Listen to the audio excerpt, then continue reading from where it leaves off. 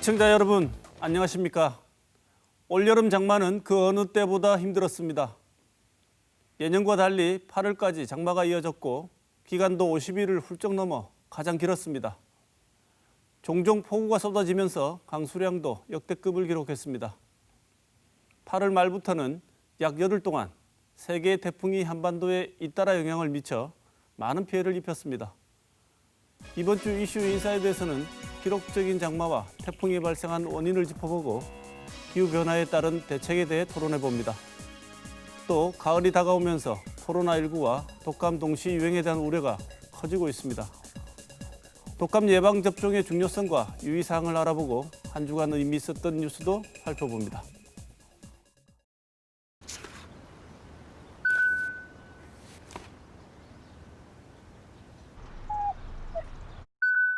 오. 페레 클래스가 이 정도. 셀터스.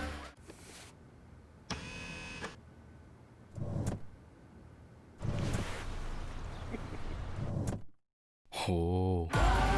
공간의 클래스가 이 정도. 셀터스. 요즘 금리가 영 시원찮잖아. 내가 알아서 다 맡겼어. 누구한테 맡겨? 전문가한테. 수익은 섭섭해 이자는 서운해 관리를 시작해 삼성증권 시작해 삼성증권.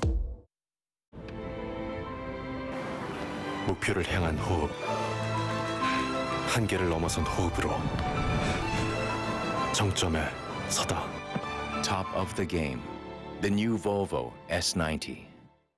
요즘 피곤해 하시던데. 이게 괜찮대. 팩트입니까? 소중한 사람이니까 철저하게 챙기셔야죠. 팩트로. 우르사는 간 수치 개선 및 피로 회복 효과가 검증되었습니다. 팩트를 보면 역시 우르사네.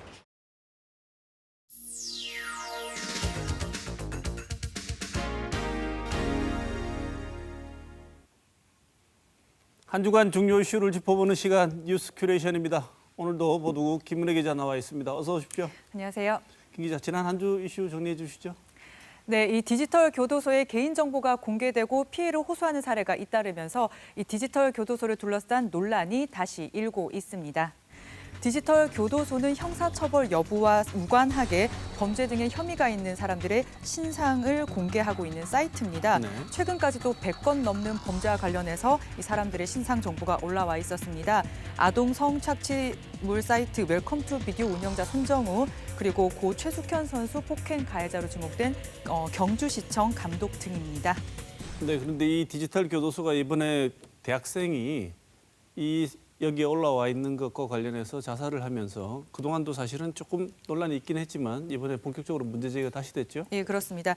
이 디지털 교도소는 지난 7월에 대학생 A씨가 누군가에게 지인의 사진에 음란물을 합성을 요청하는 네. 지인 능욕을 요청했다면서 A씨의 얼굴, 사진, 학교, 전공, 전화번호 등을 공개를 했습니다. 네. 하지만 A씨는 언젠가 그 모르는 사이트에 가입됐다라는 문자를 받았는데 그것과 관련해서 핸드폰이 해킹당한 것 같다. 자신은 아니다. 이렇게 이야기를 부인을 하다가 스스로 목숨을 끊었고요. 네. 디지털 교도소 측은 경찰 수사로 진실을 밝히면 된다. 이렇게 맞섰었습니다. 근데 이 대학생만이 아니라 한 의대 교수는 디지털 교도소 저기에 개인정보가 노출이 돼가지고 본인이 아주 정말 어마어마한 피해를 입었다고 하던데요. 예, 그렇습니다. 이 가톨릭대 의대 정신건강학과 최정호 교수인데요. 네. 최 교수가 이 성착취 동영상 구매를 시도했다는 게 이 신상 공개 이유였습니다. 하지만 경찰 수사 결과 최 교수는 그런 사실이 없는 것으로 밝혀졌습니다. 그럼에도 불구하고 이 최 교수는 그동안 보시는 것처럼 이 수많은 욕설, 문자 이런 비난을 받았다고 합니다.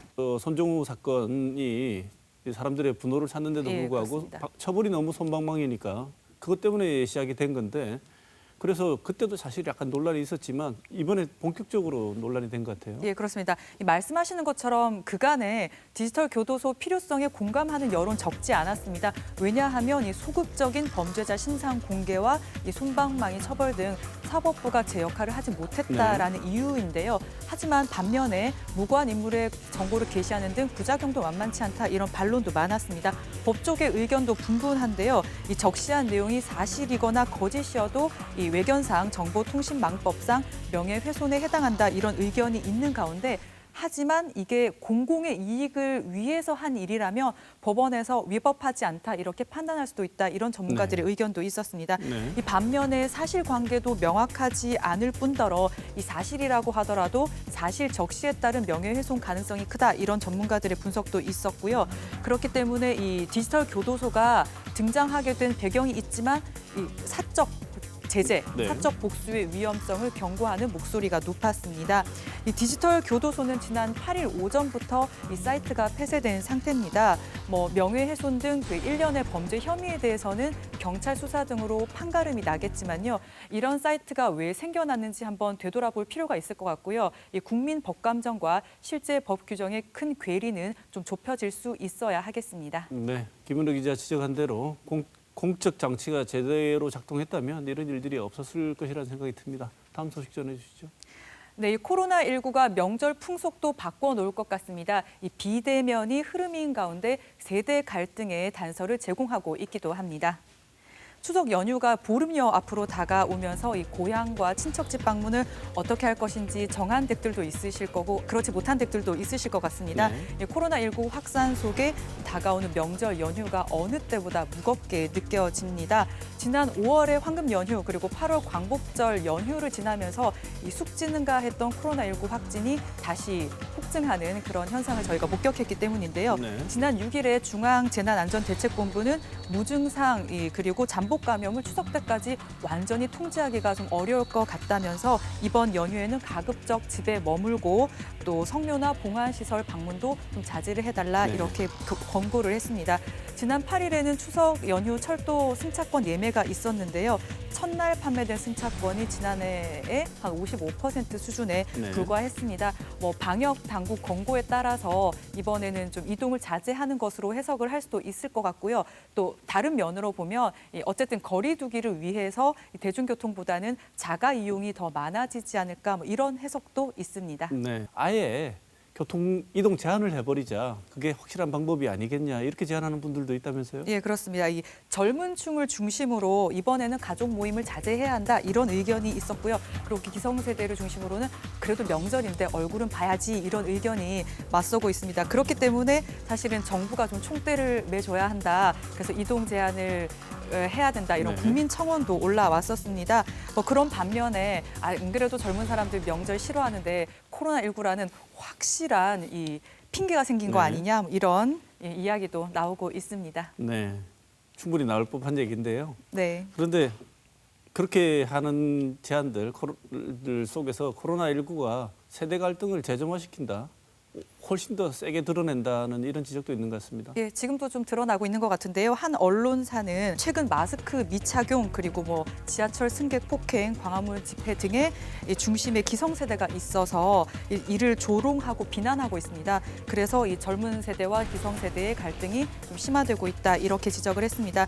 이번 명절을 어떻게 보낼지에 대해서도 이 코로나19 상황이 나아진 다음이라던가 상황에 따라서 융통성 있게 좀 보낼 수 있는 서로에 대한 이해가 필요하다 이런 전문가들의 의견이 있었는데요. 어떤 방법이 옳고 그르다는 건 없습니다. 다만 각자의 상황에 맞게 연휴를 보내야 되겠고요. 하지만 그 와중에도 방역 수칙 준수 등 개인 건강과 가족들의 안전을 지킬 수 있는 방법은 함께 지켜나가야겠습니다. 네, 앞으로 남은 2주간 획기적인 변화가 있지 않다면 추석은 내년에도 오잖아요. 추석은 내년에도 오니까 올해는 화상통화로 만나면서 방역을 좀 최선을 다하는 게 어떨까 생각이 듭니다. 예, 가족 간 갈등도 최소화해야 되겠습니다. 네, 다음 소식 전해주시죠. 네, 견디기 힘든 무더위는 지나갔지만 이번 가을과 겨울 결코 방심해서는 안 되는 계절이 될 것 같습니다. 이 독감과 코로나19가 동시에 유행할 우려가 있기 때문인데요. 때문에 어느 때보다 독감 예방 접종 중요성이 더 커졌습니다. 이 독감과 코로나19는 호흡기 질환으로 발열이나 기침 등 그리고 근육통 등 초기 증상이 아주 비슷하다고 합니다. 그래서 코로나19와 독감이 자칫 동시에 유행하는 트윈데믹이 발생할 경우에 의료 현장과 지역사회에서 혼란이 많을 것 같다 이런 우려가 높습니다. 네. 그래서 이번에 무료 접종 백신을 기존 3가에서 4가로 바뀌었고요. 또 만 14세에서 18세 사이 청소년 그리고 만 62세에서 64세 어르신까지 무료 예방 접종 대상을 확대를 했습니다. 네. 그리고 무료 접종 대상이 그래서 2천만 명가량 전 국민의 한 37%에서 40% 정도이고요. 그리고 무료 접종 대상이 아닌 성인도 접종을 하라고 방역당국이 권고를 하고 있습니다. 네. 보건과 방역당국 움직임도 빨라지고 있는데요. 이 식약처는 백신 공급을 지난해보다 20% 정도 늘리기로 하고 국가 출하 승인 작업을 하고 있고요. 또 중앙방역대책본부는 독감과 코로나19를 동시에 진단할 수 있는 키트에 대해서 허가 절차를 진행 중이기도 합니다. 독감을 두고 그냥 독한 감기겠지, 뭐 독감 갖고 왜 그렇게 호들갑이냐 이런 말 많이 하셨을 수도 있을 텐데요. 올해는 시기가 시기인 만큼 개인 건강 관리에 만전을 기하셔야 되겠습니다. 지금까지 이번 주 주목할 만한 뉴스 짚어봤습니다.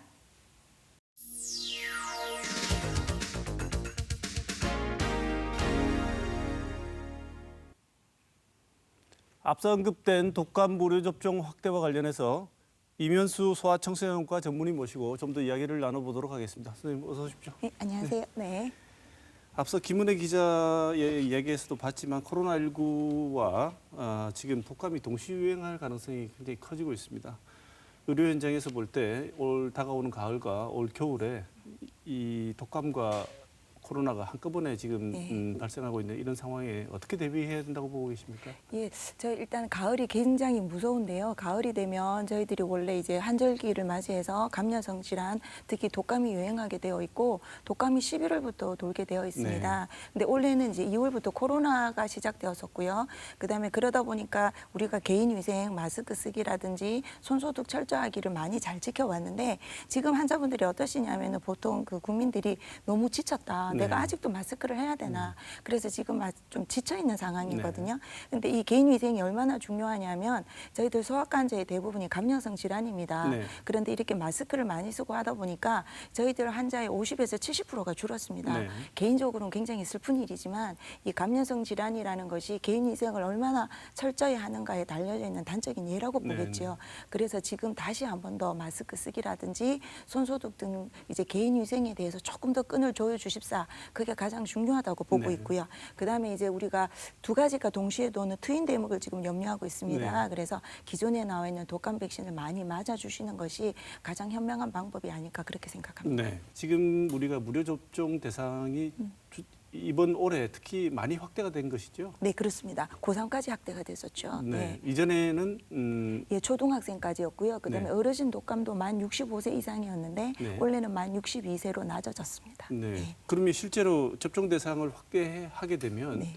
연령대별 접종률도 달라질 것이고 실제로 접종을 하게 되면 유행 양상이 조금 변화가 있나요? 예, 있습니다. 저희들이 그걸 가장 피부로 느끼는 게 어르신 노인 무료 독감 예방 접종을 한 이후에 어르신들의 독감 유병률이 굉장히 많이 줄었고요. 그다음에 독감의 합병증으로 입원하시는 비율이 굉장히 철저하게 줄었습니다. 그리고 영유아부터 시작해서 초등학생들은 무료 독감 접종을 했고요. 네. 그래서 독감이 유행할 때 보면 영유아나 오히려 초등학생들은 그냥 조금밖에 유행을 안 하는데 중고등학교에는 집단적으로 소규모로 폭발적으로 발생을 하거든요. 네. 그래서 무료 독감의 효과가 굉장히 크다고 보고 있고 그다음에 이번 무료 독감 접종이 필요한 이유 중에 하나가 중고등학생들은 이제 뭐 독감 접종 자체를 귀찮아하기도 네. 하고요. 사실 4인 가족으로 봤을 때 독감 접종을 하면 경제적인 부담도 사실 낮은 건 아닙니다. 네네. 그런데 접종 대상자를 확대를 하면 이제 아무래도 이게 경제적인 부담도 줄여줄 수 있고 유병률도 낮추기 때문에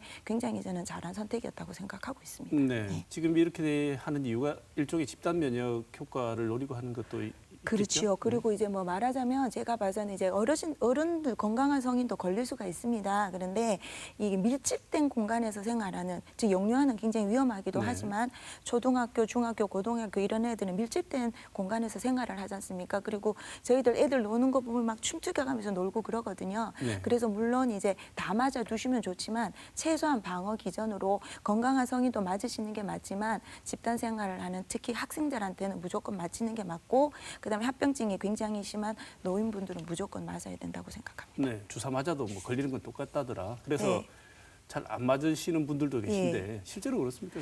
그러면? 이게 요거 다른 예를 하나 들어보겠습니다. 네. 사실 우리가 결핵 예방 접종도 폐결핵에 걸리지 않게 하는 이유도 있지만 파종성 결핵이라고 굉장히 무섭습니다. 이게 뇌로도 가고 그걸 예방하기 위한 목적이 오히려 더 크다고 보고 있고요.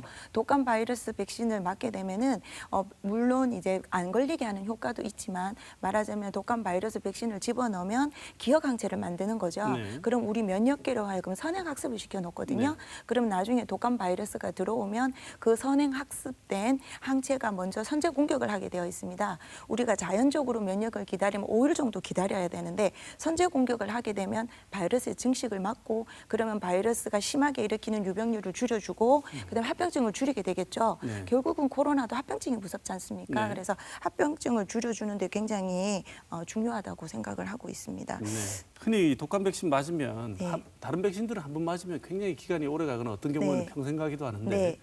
이 독감 백신은 매년 새로 맞아야 되는 네. 이유가 뭡니까? 그 이유가 뭐냐면 독감 바이러스 표면 항원이 굉장히 다양하고요.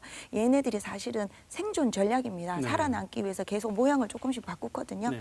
그러다 보니까 WHO에서 매년 봄에 올해 유행할 균주를 정합니다. 그래서 올해는 이 균주를 집어넣어서 독감 바이러스 백신을 만들어라고 공보를 하게 되어 있습니다. 그렇게 되고요. 그렇지만 중간중간에 소변이도 있지만 대변이도 있고 저희들이 새로운 독감 바이러스를 경험했던 게 얼마 전에 있었죠. 2009년도에 신종플루였습니다. 네네. 그런 것처럼 늘 변하는 바이러스이기 때문에 그리고 한번 이게 아마 코로나 백신도 앞으로 개발되면 매년 독감처럼 맞아야 되는 형태로 되지 않을까 그렇게 생각을 하고 있습니다. 일종의 올해 가장 유행할 바이러스 종류들을 선택해서 칵테일을 해서 그렇죠. 접종을 하는 근데 거군요. 그게 빗나가는 수도 가끔 있습니다. 네. 올해는 건강한 성인들도 꼭 좀 접종을 해달라고 당부를 하고 있던데 네. 그 이유가 뭡니까? 이렇게 보시면 됩니다. 성인 혼자만 살 수 없지 않습니까? 네. 가족이든 사회에서든 영유아나 나이 드신 어르신들과 접촉을 하게 되어 있고요. 그다음에 또 그분들이 접종을 했다 하더라도 아까 전에 얘기 드린 대로 독감이 걸리지 않게 하는 게 아니지 않습니까? 네. 그러면 내가 걸리게 되면 그 사람들의 감염의 기회가 높아지게 되지 않습니까? 네. 그래서 나의 건강을 위해서도 필요하지만 그분들의 감염의 기회를 줄여주는 것도 중요하고요. 특히 6개월 미만 영유아인 경우에는 독감 접종을 못합니다. 네. 그러면 6개월 미만의 영유아를 가지고 계신 가족분들은 꼭 맞아 두셔야 내 아이의 건강을 위해서 반드시 필요하다고 네. 봐야 되겠죠. 아버지는 건강해도 아이를 위해서라도 그렇죠. 예방접종을 꼭 당연히 해달라. 그렇죠. 네. 근데 예방접종한다고 선생님 바로 다음날 항체가 생기는 것도 아니지 않습니까? 예, 그렇죠. 그래서 보통. 유행 시기 고려해서 예. 가장 적절한 시기에 어느 시기에 맞느냐에 따라서 이 항체가 생기고 그 이후에 이제 면역 효과를 볼 수 있는데 예. 지금 그런 시기까지 고려한다면 가장 적절한 예방 접종 시기가 언제일까요? 예, 보통 독감이 11월부터 4월까지 가장 유행을 많이 합니다. 근데 독감 바이러스 백신을 맞으면 2주 후부터 항체가 생기기 시작합니다. 네. 그래서 보통 11월을 고려한다면 10월에서 11월이 가장 적절할 거고요. 그렇지만 높은 항체가가 유지가 되는 게 4월까지고요. 그다음 6개월 정도라고 보고 있습니다. 네. 근데 4월까지 늦게 도니까 만약에 그 시기를 놓쳤던 분이시더라도 봄을 대비해서 늦게라도 1, 2월 달에도 맞으시는 게 맞다고 봅니다. 네, 충분할 정도로 백신이 준비되어 있습니까?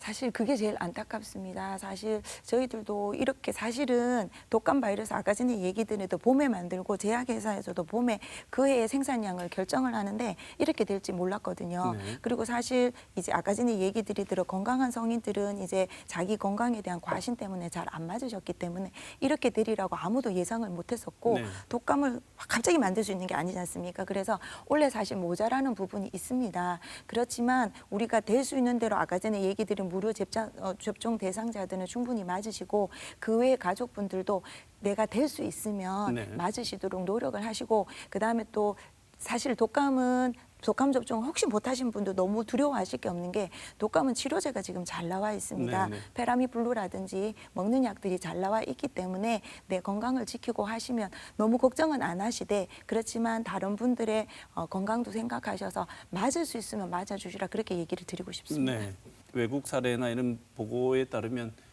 코로나 때문에 개인 위생을 철저히 하다 보니까 오히려 그 감염병이 훨씬 줄었다는 얘기도 맞습니다. 있더라고요. 예, 독감도 원래 그렇게 많이 유행하지 않을 수도 있다고 생각은 하고 있습니다. 근데 우리가 만일에 대비하는 것이거든요. 예방 접종은 만일에 그 말하자면 10,000명 중에 1명이라고 해도 내가 안 걸리면은 0%지만 내가 걸리면 100%거든요. 그렇죠. 만일을 위한 거니까 그래도 준비는 하셔야 네, 되겠죠. 네. 네. 이 뭐 콧물이 난다든지 그렇죠. 목이 아프다든지 이런 징후들이 코로나하고 독감하고 거의 유사하기 때문에 네. 내가 이런 징후를 보이면 이제 병원을 바로 가야 하나 아니면 선별진료소로 가야 하나 사실 조금 헷갈리고 걱정스러운 분들이 많이 있으실 것 같아요. 이런 경우에는 어떤 절차가 가장 적절해 보이십니까? 저도 저희들이 이제 일선에서 그게 가장 두렵습니다. 그런데 일단 제일 먼저는 내가 조금이라도 증상이 있으면 일단 가급력을 생각해 보는 거죠. 3일에서 최대 14일까지가 잠복기니까 네. 그 내에 유행 지역에 간 적이 있는지 소규모 집단 발병된 곳에 간 적이 있는지를 한번 돌이켜 보시고요. 네. 그다음에 중요한 것이 뭐냐면 내가 조금이라도 증상이 있을 때 집에 오면 저희들이 느슨해지기 쉽거든요. 네. 그런데 더더군다나 집에 오시면 더더욱 철저하게 마스크 쓰기, 그다음에 밥 먹을 때 조심해 주기, 그래서 가족 보호해 주시는 게 일단 첫째라고 생각을 네. 합니다. 그래서 첫째도 둘째도 개인 위생이 첫째일 거고요. 그다음에 가벼운 증상의 경우에는 일단 가까운 병원을 가셔서 진료를 받으시고 네. 그다음에 1, 2일 정도는 상태를 지켜보신 다음에 전신 증상이나 고열이나 호흡기 증상이 심해지시면 코로나 검사를 받으시는 게 적절하다고 보는데 정답은 없습니다. 그렇지만 그런 부분에 대해서 어떤 증상이 생기더라도 개인 위생 그 부분은 꼭 신경을 써달라고 부탁을 드리고 싶습니다. 네. 지난해까지 병원 가서 접종 받으면 됐는데 올해는 조금 절차가 달라졌다고 하는 게 있는데 소개를 좀 해주시죠. 예, 그게 이제 지금 질병관리본부에서 원래 너무 이제 사람이 많이 모이는 것 자체를 두려워하지 않습니까? 네. 그래서 너무 독감 접종 환자들이 몰리는 걸 대비해서 예방 접종 사이트에 미리 예약을 하고 가라고 그렇게 하는데 그게 행정적인 절차가 너무 이게 좀 탁상행정이라고 하면 제가 죄송하지만 사실 일선에서 행해지기가 굉장히 네. 어렵습니다. 네. 왜냐하면 예약을 안 하고 온 환자하고 진료를 하고 있는데 예약된 환자가 왔으면 그 환자를 안 볼 수도 없고요. 그다음에 그렇게 해서 밀리게 되면 다음 예약 환자가 또 밀리게 되고 그다음에 예약을 안 하고 온 애들은 또 난리가 나는 거고요. 네. 그다음에 또 저희들이 예약이 들어오면 그걸 일일이 전화 문자를 드려서 어레인지를 해야 되는데 사실 개인소아과의 간호사들 한두 분하고 일하는데 굉장히 어렵습니다. 네. 그래서 저희 병원 같은 경우에는 질병으로 온 환자와 독감 접종을 하러 온 환자를 동선을 분리하는 방안을 지금 고려 중이거든요. 네. 그래서 일단 그런 거를 시행해야 되고 좋은 의지, 좋은 취지는 맞겠지만 일선에서 행해지기 너무 어렵기 때문에 이 문제를 조금 더 보완해야 되지 네, 않을까. 네. 그래서 올해는 시행되기는 힘들다고 생각하고 있습니다. 네, 그래도 아직은 조금 시간이 있으니까요. 네. 적극적으로 고려를 한번 해보는 게 좋을 것 같습니다. 네, 예. 네, 오늘 독감 무료 접종 관련해서 이면수 소아청소년과 전문의 모시고 좋은 말씀 들었습니다. 고맙습니다, 선생님. 예, 감사합니다.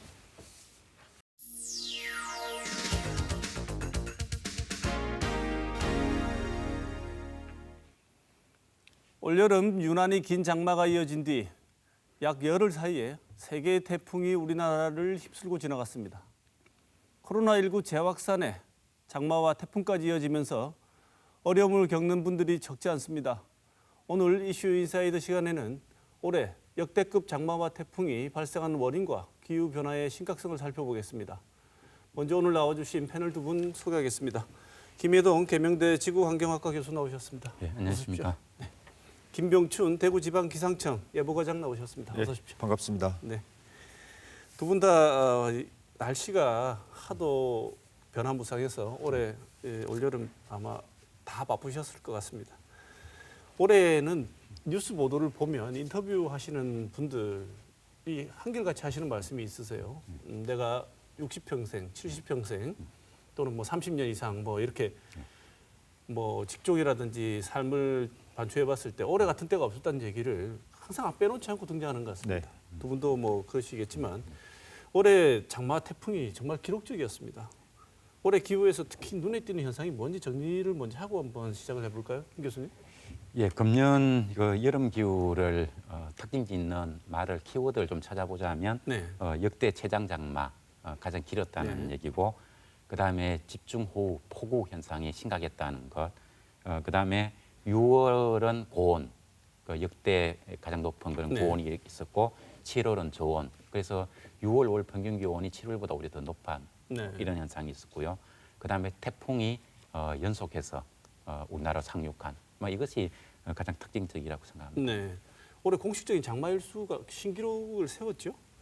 네, 일반적으로 이제 그 장마는 제주도에서는 한 6월 23일에 시작해서 7월 19일에서 한 21일, 남부지방과 중부지방은 시작은 똑같이 6월 23일에 시작을 해서 남부지방은 조금 빠르게 7월 23일, 그다음에 중부지방은 7월 24일에 장마가 끝나는 게 이제 통상적입니다. 그래서 보통 장마 기간을 한 32일 정도 이렇게 잡고 있는데요.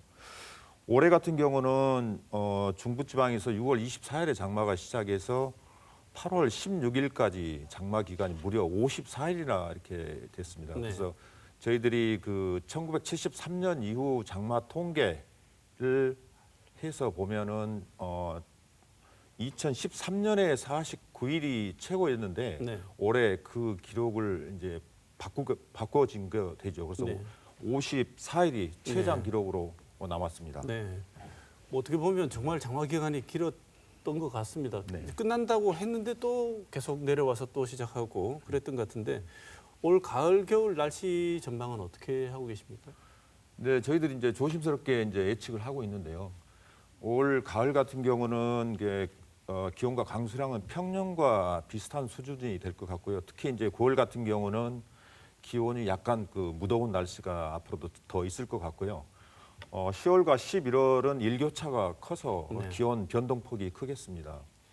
이제 문제는 올 겨울이 문제가 되겠는데요.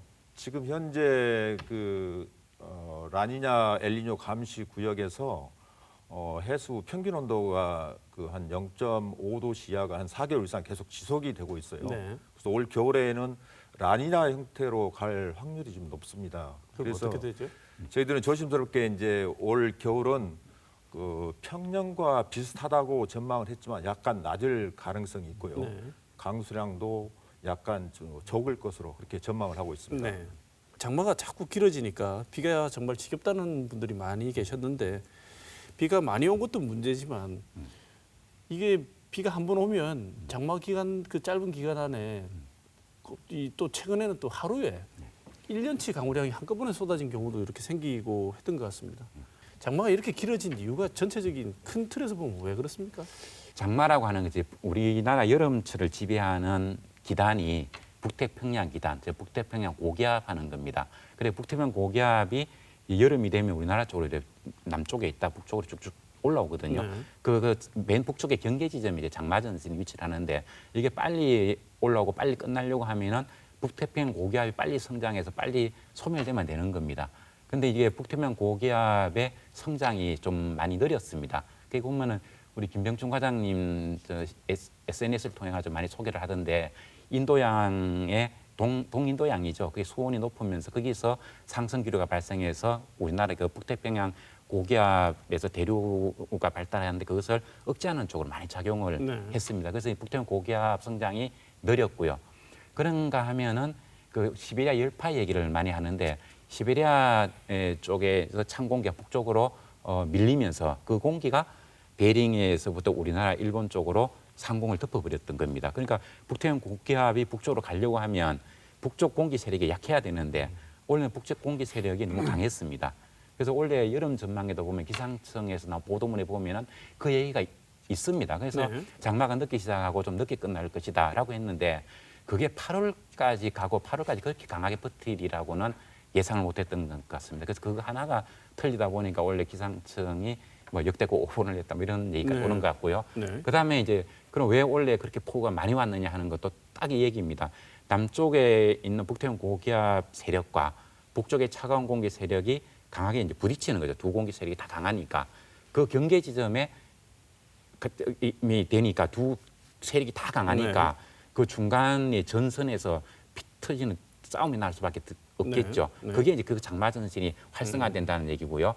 그다음에 또 북태평양 고기압이 올해 보면은 이 서쪽으로 많이 편찬을 못하고 우리나라 쪽으로 이렇게까지 못 와서 그러다 보니까 대만 쪽에서부터 장마전선 쪽으로 대기의 강이라 해갖고 수증기가 아주 활성에 보급되는 또 길까지 좀 열렸습니다. 이런 현상들이 겹치면서 상상 이상의 그 폭우가 많이 내렸습니다. 뭐 어떤 분들은 이런 농담도 하시는 분들도 있더라고요. 우리는 사계절이 분명한 기후가 맞다. 이른 여름, 늦은 여름, 이른 겨울, 늦은 겨울, 봄 가을은 없다. 이게 그러면서 우리는 이제 아열대다. 실제로 이제 작물들도 많이 바뀌고 있고요. 그다음 비 올 때 보면 정말 이거는 동남아에서 보이는 스콜이라고 하는 한꺼번에 확 쏟아지고 또 금방 개어버리는 이런 강우 양상도 보이고 하는데 과장님 보시기에는 우리가 지금 실제로 이 아열대 기후 징후를 나타내는 기후대로 바뀌고 있다고 보십니까? 지금 한반도 지역을 살펴보면은 이제 그 보통 그 기온에 의한 분류를 아열대로 그러면 열대와 온대 그 중간 지역을 이야기하는데요. 뭐 어떤 임계치를 놓고 보면은 가장 추웠을 때 평균 기온이 뭐 학자마다 틀립니다만은 한 5.1도 이상이 되고 그다음에 월 평균 기온이 20도인 그 날이 한 뭐 4개월 이상 이런 된 지점을 굳이 찾는다면 이제 아열대 지역은 제주도가 이제 해당이 되거든요. 네. 이제 물론 이제 제주도 산간은 제외하고요. 근데 이제 우리 남쪽 지방을 보면은 부산 같은 경우는 만약에 1월 달 기온이 2도씨만 더 상승하게 되면은 부산은 이제 아열대 기후에 속한다고 그렇게 볼 수 있습니다. 네, 실질적으로 그렇게 올라가고 있군요. 지금 이제 대구를 기준해서 그 트렌드를 보면은 저희 대구에서 관측을 1907년부터 시작을 했거든요. 네. 그래서 최근 30년 그 기온 평균이 과거 20세기 초 평균보다는 한 2도씨 이상 이렇게 상승하는 것으로 봐서 우리가 한반도의 그 전체 평균이 한 1.56도씨 정도, 그리고 대구가 상승률이 조금 높다고 보고 있습니다. 네. 김 교수님, 지금 우리 기후 변화가 이제 정말 그 한 해, 특이한 해만 이런 게 아니고 거의 기후 변화의 그 일상 양상으로 접어들었다고 봐야 되는 겁니까? 그렇죠. 불과 한 몇 년 전만 하더라도 기후 변화하는 얘기는 뭐 환경 운동하는 사람이나 기후학자들이 뭐 경고하는 정도 수준이고 일반 사람들은 뭐 남은 나라 얘기 정도 생각했는데 요즘은 전혀 그렇지가 않죠. 그래서 이게 티핑 포인트다. 그 기후 변화 영향이 급변해서 이제는 우리의 삶을 위협하는 상황이 오는 걸 티핑 포인트라는데 이미 여기에 와 있다는 것을 이번 여름 기후만 보더라도 우리가 충분히 그렇게 인지할 수 있을 것 같습니다. 네. 태풍이 지금 세 개가 이것도 참 이례적인 거죠. 그냥 이렇게 짧은 시간에 연달아 계속 오는 것도. 그렇죠. 이 현상도 앞서 말씀하신 그 이유 때문에 그렇습니까, 과장님? 지금 이제 태풍이 발생하려면 여러 가지 조건도 있지만 가장 중요한 게 이제 에너지 소스가 되는 그 이제 해양에서 대기로 그 열을 공급해야 되는데 그 바닷물의 온도라고 볼 수 있습니다. 그래서 한반도 주변 특히 이제 또 저 필리핀이나 대만 쪽에 보면은 고수온역 저희들이 태풍이 발생하기 그 적합한 온도 최소한 27도 이상인 구역인데 지금 저희들이 그 제8호 태풍 바비가 올라오기 전에 우리나라 주변의 해수 온도 분포를 보니까 27도 선이 그 군산 앞바다까지 그러니까 서해 중부 해상까지 올라와 있더라고요. 그래서 만약에 태풍이 저희도에서 이제 발생해서 온다 그러면 한반도에서 약화가 되지 않고 그대로 올라올 수 있는 아주 그러한 조건이 형성이 일차적으로 이제 해수 온도가 높았기 때문에 이렇게 돼 있고 그다음에 이제 아까 교수님께서 지적하신 것처럼 북태평양 고기압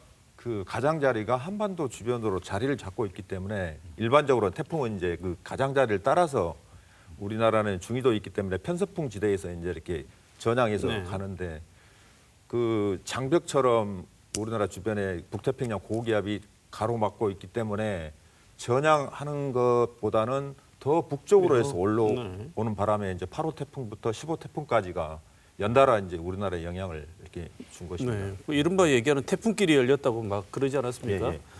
보통 태풍 오면은 주로 일본 열도 쪽으로 규슈로 해서 일본 열도 타고 가든지 관통하는 경우가 많았는데 이번에는 그 말씀하신 북태평양 고기압이 힘을 우리 쪽으로 더 미치는 바람에 태풍길이 우리한테 열렸는데 항상 궁금한 건 이거지 않습니까? 이번만 그럴 거냐 아니면 이 말씀하신 대로 이렇게 제트 기류가 터져가지고 또 비슷한 기후 조건이 해마다 이게 이렇게 형성이 되게 되면 이제는 태풍이 발생하면 주로 가는 길이 일본 열도 쪽으로 가는 거나 중국 쪽으로 가는 게 아니고 우리 쪽으로 쭉 직진해서 올라오는 경우에는 이게 어떡하나 이런 걱정들이 있을 것 같은데 어떻게 생각하십니까? 예, 그 금년만 그런 것이 아니고 작년도 그렇고 재작년도 그렇고 지금 이런 경향이 나타난 지가 벌써 수년이 됩니다. 네. 2018년도도 태풍 쏠릭이 늦가을에 올라오면서 상당히 애를 우리 많이 먹었었거든요.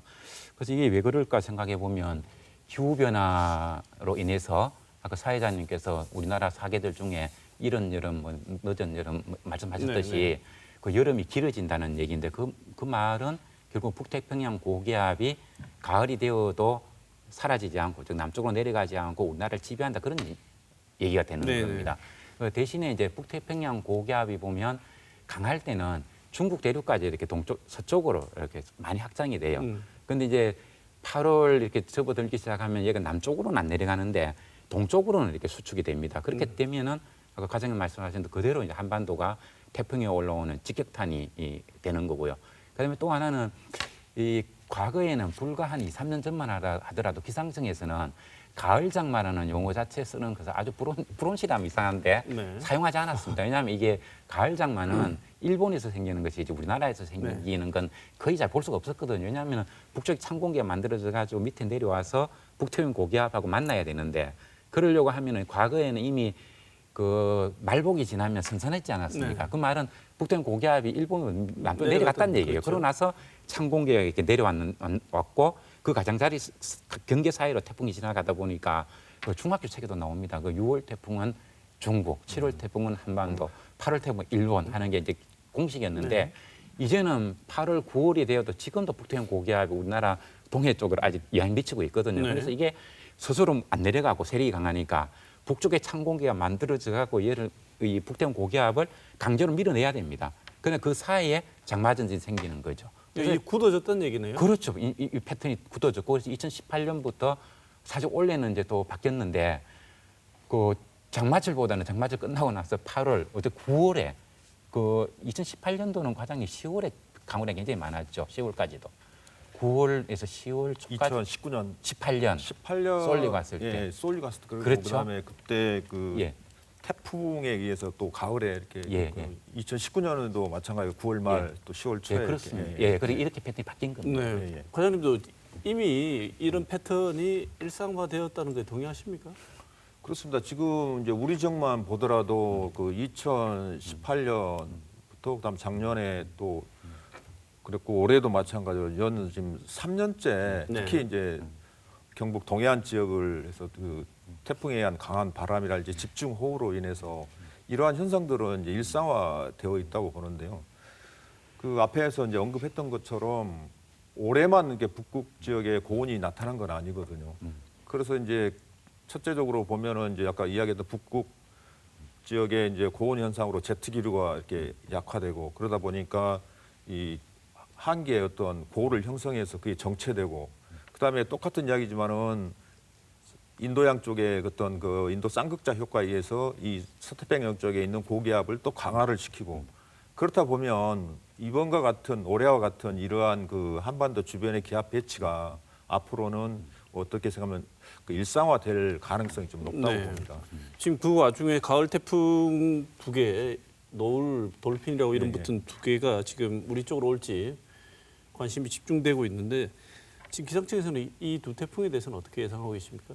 11일 15시 현재 일본 그 오가사와라 그쪽 그 앞바다 쪽에서 이제 그 열대성 저압부 TD가 발생을 했습니다. 네. 그래서 만약에 이게 이제 발달해서 태풍으로 이제 태풍이 되려면 이제 저희들 기준이 중심 부근 최대 풍속 그러니까 10분 동안 평균 풍속이 17m/s 이상이 돼야 됩니다. 만약에 그 기준치에 도달하면은 이제 제 11호 태풍 노을이 되겠고요. 네. 지금 상황으로 봐서는 우리나라 주변의 해수 온도 분포가 한 25도 전후이기 때문에 최소한 한 27도 이상이 유지돼야만이 한반도로 오는데 한반도로 오기까지는 이게 세력이 이제 급격히 한반도 쪽에 약화되기 때문에 그다음에 그 진로가 일본 열도나 그다음에 일본 열도 부근을 해서 만약 발생한다 해도 그렇게 통과할 것으로 보고 있습니다. 우리 쪽에는 현재까지는 예, 예. 심각한 예, 그렇습니다. 고민을 하지 않아도 될 것으로 보인다고 생각하시는데 자 올해 역대급 장마와 연이은 태풍이 있었습니다만 내년에는 이런 일이 없어야 될 텐데 이런 일이 예상이 또 되는 이유가 기후 변화 자체가 있기 때문에 그렇다는 것 아니겠습니까? 이거는 뭐 우리만 잘해서 되는 문제도 아니지 않습니까? 그래서 지금 기후 변화가 점점 더 예측이 되는 극단적인 형태. 뭐 하루에 1년치 비가 하루에 쏟아진다는 건 정말 극단적인 형태 아니겠습니까? 이런 기후 변화의 극단적 형태 어떤 게 예측이 되십니까? 그래서 앞으로 여름이 어떻게 될 것이냐 하면 그 국내라든가 해외에서 전망하는 기후 변화로 인해서 아시아의 우리나라의 장마가 어떻게 될 것인가 하는 걸 보면 장마가 늦게 시작되고 늦게 끝날 것이라는 얘기가 있고요. 그다음에 올해도 좀 그런 패턴을 좀 보였었는데 장마 현상이 있다가 아예 끝난 거 아니야라고 생각할 정도로 일기도상에서는 장마가 어디 갔는지 사라지는 그런 걸 갖다 장마 휴직이라고 얘기를 하는데 장마 휴직이 이어지다가 다시 장마가 나타나는 이런 현상이 많아질 것이다 하는 게 벌써 수년 전에 이런 보고서가 나온 적이 있습니다. 그래서 앞으로 장마는 좀 올해만큼 아니더라도 8월 한 중순 때까지 이어지는 것도 충분히 예상된다고 생각합니다. 네. 그래서 요약하자면 폭염의 여름, 폭우의 가을 저는 좀 그렇게 예상이 됩니다.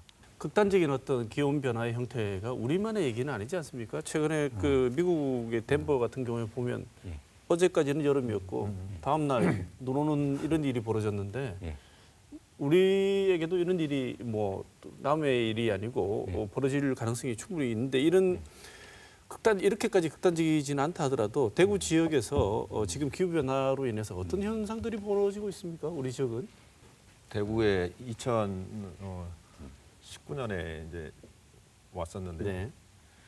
그 5월에 이미 대구는 폭염이 시작되더라고요. 네. 예. 그래서 지금 제가 데이터를 분석을 해보니까 대구 지역에 이제 보통 그 연평균 기온이 13.2도, 강수량은 한 1015.7. 그래서 강수량은 우리나라 평균보다 좀 적어요. 근데 이제 그 특성이 이 강한 강수가 이제 이렇게 좀 일수가 많아지고 일상적인 그 현상인데요. 그다음에 강수 일수는 줄어들어요. 네. 대구 지역이요.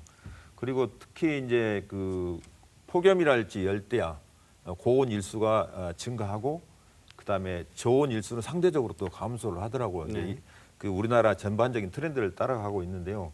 이쪽 지역은 상대적으로 눈이 오는 날이 또 적더라고요. 네. 그래서 보통 겨울철에 눈이 한 21일 정도에 우리나라에 오는데 거기에 한 69% 정도 이렇게 눈이 적게 오고. 근데 이제 특이한 게 기온하고 강수량 변동폭이 극과 극으로 크더라고요. 그런 현상들이 지금 대구 지방에서 이미 지금 나타나고 있어서 우리가 기존에 유지하고 있는 일상적인 그 방제 대책으로는 이제 그 적절치 않다. 최근에 태풍이 올라와서 피해를 입는 것처럼 새로운 그 어떤 스마트한 방제 기상 대책이 절실히 요구되고 있습니다. 네. 방제 기상 대책이 과장님 스마트해야 되는데 과장님도 아까 말씀하실 때 예보 장기 예보 내놓을 때마다 마음이 조마조마하시다는데 올해 기상청 욕 많이 먹었지 않습니까? 저희들은 그걸 욕이라고 생각 안 했습니다. 저희들한테 어떻게 생각하면 당연한 채찍질이라 생각하고 저희들은 그것을 더 어떤 자극을 받아서 더 기상 예보 업무 발전에 어떤 그 뭐랄까 밑거름이 될 수 있는 억울한 면도 좀 있으시죠. 승률이 뭐 미국이나 일본 예측에 비해서 우리 기상청 예측이 별로 크게 뭐 못한 것도 아니었던 것 같은데 젊은 세대들 중심으로 하는 뭐 기상 이민 뭐라 그러죠? 기상 유목민들 노르웨이 앱을 믿지 우리 기상청 앱은 못 믿겠다고 하는 이런 사태까지 벌어졌는데 그에 대해서는 어떻게 생각하십니까? 그래서 이제 그 용어를 참 재밌게 표현을 했더라고요. 유목민이라는 것은 우리가 아는 상식으로는 어떤 자기의 그 어떤 의식주가 해결될 곳으로 찾아서 이렇게 떠나는 그 사람들을 말하는데 마찬가지로 기상 유목민이라고 이렇게 표현한 걸 보면 자기들이 그 어떤 하고 싶은 갈구하는 무슨 기상 정보가 있었던데 그걸 만족을 못 해주니까 이제 해외로 나갔다 그렇게 이제 표현을 좀 한 것 같은데요. 사실 저희들 입장에서 보면은 아무리 좋은 이제 기상 정보도 하나의 그 상품이라고 보거든요. 아무리 좋은 그 제품이 있더라도 이게 제대로 소비자한테 홍보가 안 되면 무용지물이거든요. 그래서 저희들도 일종의 이제 좀 반성을 하고 있는데 왜 그러면 그들이 그 해외에서 운영되고 있는 날씨 앱을 이렇게 활용을 했을까?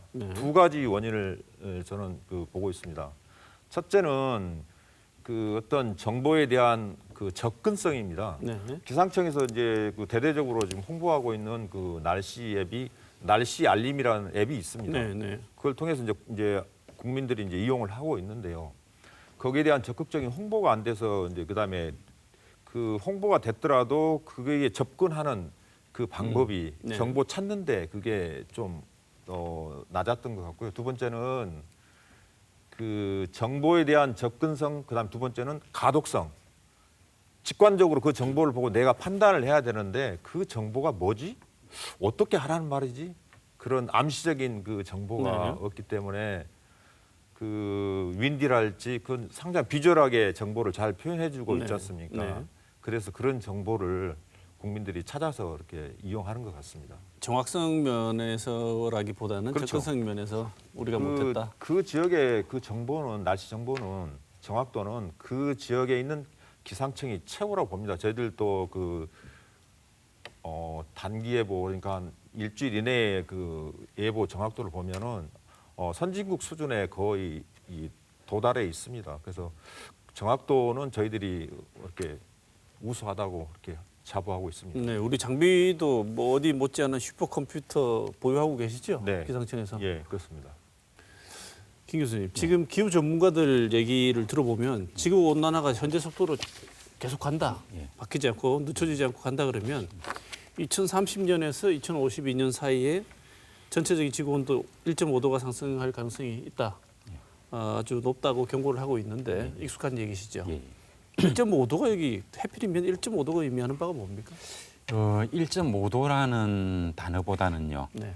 2030년과 2052년 사이에 1.5도 가량 상승한다는 이게 여기에 이제 방점을 찍고 봐야 될 것 같습니다.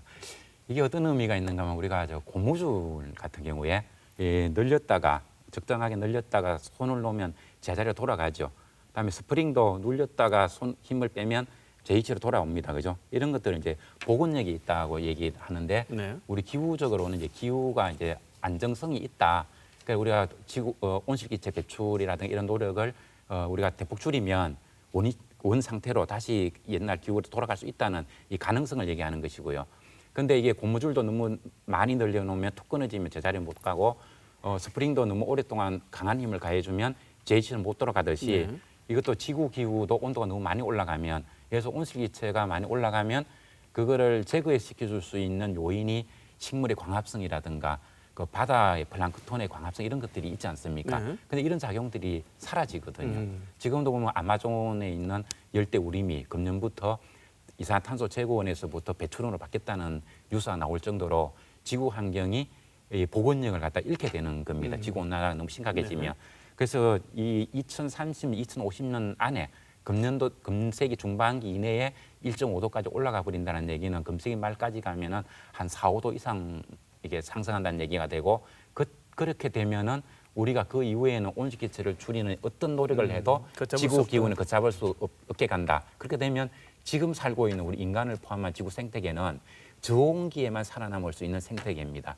그래서 이게 멸종으로 갈 수밖에 없죠. 그래서 올해도 보면 네이처지 같은데 이 논문도 나온 거 보면 우리가 지구에 5번째 멸종이 있었는데 6번째 멸종을 하면서 가고 있다. 척추동물 500여 종류가 이미 멸종의 위기에 처해 있다 이런 얘기가 나오고 있습니다. 네, 이게 1.5도가 2030년부터 52년 사이에 1.5도가 올라가게 되면 회복 탄성을 잃어버린다는 거군요. 예. 이 흔히 아는 온실가스 배출 줄이고 기후 변화에 그래도 좀 덜 이런 온실가스 배출을 하지 않기 위한 노력을 할 수 있다면 대표적인 게 어떤 게 있을까요, 교수님? 그래서 우리가 참 노력하기가 어려운 게 우리 개인이 잘한다고 혹은 우리나라가 잘한다고 막을 수 있는 것이 아니라 전 세계가 협력해서 다 잘해야 막을 수 있는 일이다 보니까 참 용기가 난다고 할까요? 나나 좀 뭐 이런 생각을 하기가 쉬울 것 같습니다. 그런데 이 기후변화 문제에 대응하기 위해서는 온실기체 줄이는 것 이것은 여러 요인 중에 하나에 불과합니다. 그래서 2019년 11월에 그 전 세계 그 1만인 과학자 선언이라는 게 있었거든요. 거기서 한 6가지 정도로 이렇게 축약해서 발표를 한 게 있는데 그 첫 번째가 그 이산화탄소 많이 배출하는 곳에다 높은 탄소세, 충분히 높은 탄소세를 물려서 화석연료로 만든 에너지를 비싸게 만들자는 게 첫 번째 문제였고요. 두 번째가 이산화탄소만 문제가 되는 것이 아니고 블랙카본이라 해가지고 공장에서 나오는 검은 숫덩이 같은 이런 것도 문제가 되고 이거는 한 일주일 열흘이면 다 사라지는 것들입니다. 그다음에 메탄가스 같은 경우도 한 10년 정도면 사라지는 것들 이런 것을 이 단기 체류 기후 변화 유발 물질이라고 하는데 이것들이 굉장히 많이 나옵니다. 사실 이산화탄소에 못지않게 기후 변화에 큰 영향을 미치거든요. 그래서 이것을 빨리 줄여야 된다. 그리고 이거는 선진국 못지않게 개도국에서 굉장히 많은 부담을 지고 있는 것들입니다. 그래서 이걸 줄여야 된다는 것. 그다음에 그 아까 얘기했지만 아마존 열대 우림 숲이 지금 훼손돼 가면서 이산화탄소 제거 못하는 속도가 우리가 배출하면서 온실기제 줄이는 것보다 더 빠르거든요. 그래서 이거를 제자리로 돌아가야 된다든가 육식을 줄이고 채식을 해야 된다든가 뭐 경제 성장 문제라든가 이런 것들이 다 종합해 가지 않고서는 해결할 수 없는 문제고요. 그다음 기후 변화 자체가 이미 이 선을 넘어지 않는가라고 바라보는 학자들도 많이 있습니다. 자, 시간이 다 된 것 같습니다. 마지막으로 기후 변화 심각성이 심각한데 여기에 대해서 오늘 토론 중에 못 하신 말씀이라든지 제안 같은 거 하시고 싶은 게 있으면 말씀 주실까요? 과장님 먼저. 네. 지금 이제 기후 변화 그 심각성은 아무리 강조해도 이제 지나치지 않다고 보거든요. 그리고 이제 기후 변화 인해서 이상 기상 현상이 자주 나타나는 게 그 우리의 현실입니다. 그래서 우리의 삶과 그다음에 우리 산업 구조를 다 이렇게 그 변경을 해놓고 있어요. 그래서 이제는 이제 기후 변화에 따른 이상 기상 현상이 빈발하기 때문에 그것을 외면하고 살아갈 수는 없거든요. 그래서 기후 변화에 대한 어떤 적응이나 대응 대책을 수립하는데 특별히 올해 같은 경우 최근에 태풍이 영남 남해안 쪽을 이렇게 스쳐 지나가다 보니까 요즘 뭐 흔히들 나오는 그 고층 건물에서 그 공기가 그 건물을 돌아 나가면서 태풍이 오는 길목에 높은 건물이 있어서 빌딩풍에 대한 어떤 규제나 이런 안전 대책이 아직은 없는 것 같더라고요. 그래서 어떤 도시풍, 특히 이제 그 고층 빌딩풍에 대한 방제 안전 대책이 이제 중요할 것 같고요. 어차피 이제 기후 변화로 인한 이상 기상이 자주 나타나기 때문에 여기에 그 걸맞는 아까 제가 표현을 했습니다만 스마트 방제 기상 대책 수립이 절실하다고 보고 있습니다. 네, 김현동 교수님. 네, 짧게 하겠습니다. 미래 사회는 기후 변화와 코로나19와 같은 역병과 함께 살아가야 될 그런 시대입니다. 그래서 여기에 대응하려면 경제 발전이라는 미련보다는 안전과 건강을 우선하는 이런 사회가 되어야 됩니다. 예전에 이명박 대통령 때 국격이라는 말이 썼었는데 이 국격 있는 나라는 부자 나라가 아니고 재난 앞에서 초라해지지 않는 나라가 국격 있는 나라다 이 말씀을 드리고 싶습니다. 네. 오늘 김해동 계명대 지구환경학과 교수, 김병춘 대구지방기상청 예보과장 두 분 모시고 기후변화와 관련된 좋은 얘기 들었습니다. 오늘 토론 감사드리겠습니다. 고맙습니다. 네, 고맙습니다.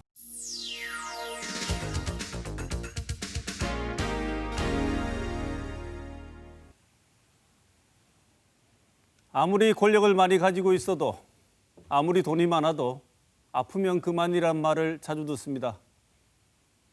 이 말을 뒤집어 생각해보면 권력이 없는 사람보다 돈이 없어 가난한 사람보다 가장 불쌍하고 가여운 사람들이 바로 아픈 사람들, 환자입니다. 의사들이 우리는 모든 것을 내려놓았다.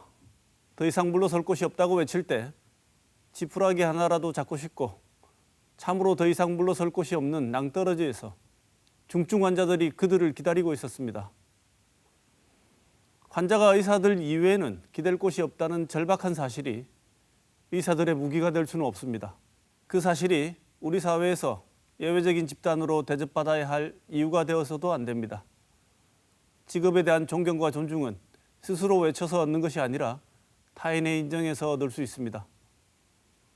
코로나 환자들을 돌볼 때 잘 보지 않았습니까? 이번 주 시사톡톡 여기서 마치겠습니다.